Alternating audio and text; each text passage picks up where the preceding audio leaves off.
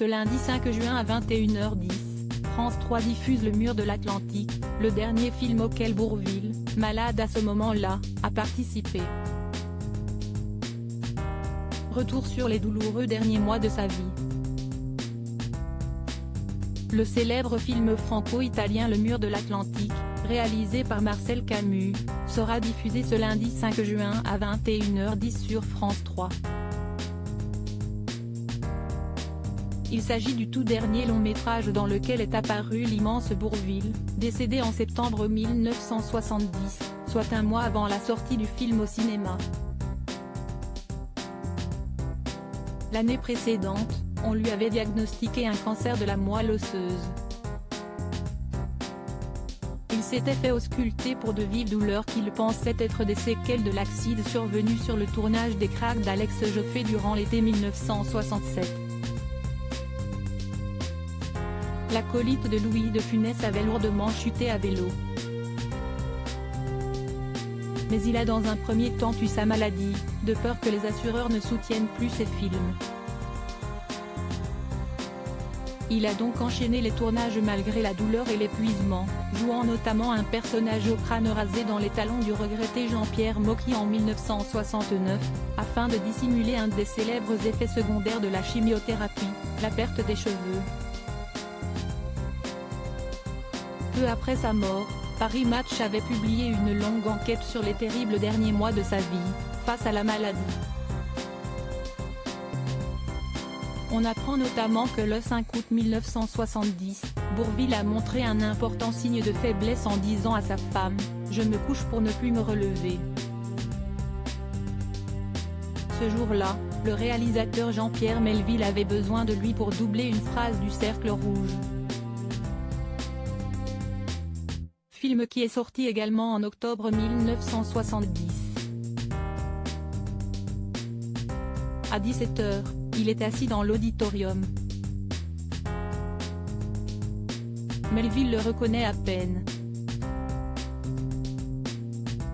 Il est très amaigri, son œil droit est très dilaté. « Pardonnez-moi de rester assis, dit-il, j'ai eu une terrible crise de colique néphrétique cette nuit », rapportent notamment nos confrères, précisant ensuite que Melville s'est éclipsé avant que la lumière se rallume, car il ne voulait pas voir partir Bourvil vers la mort. Les derniers mois avaient été très difficiles pour l'acteur, lui qui, lors d'un tournage en avril, avait heurté un portant avant de tomber sur le dos, pousser un cri et s'évanouir. Cela faisait notamment quelque temps désormais qu'il ne pouvait plus s'habiller tout seul. Siesti sa femme qui l'aidait à la maison, et son habilleuse depuis toujours Annie Morholt sur les tournages. Son dos était couvert de croix faites au crayon, il s'agissait de cibles pour les rayons de cobalt, dont les séances étaient devenues journalières.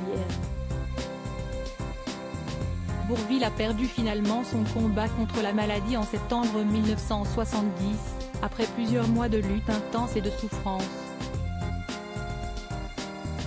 Les jours précédant sa mort, il se levait chaque matin pour s'installer dans un fauteuil jaune, près de la fenêtre de son appartement du boulevard Suchet, à Paris.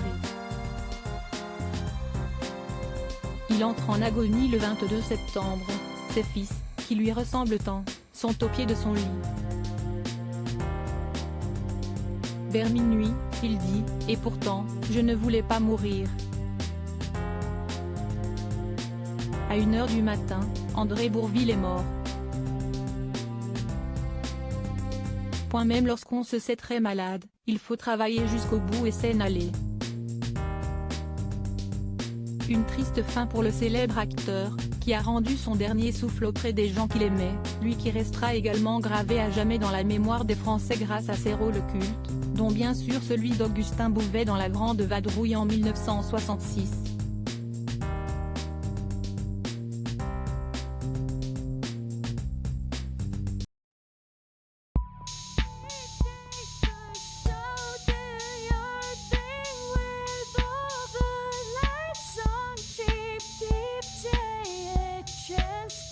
Keep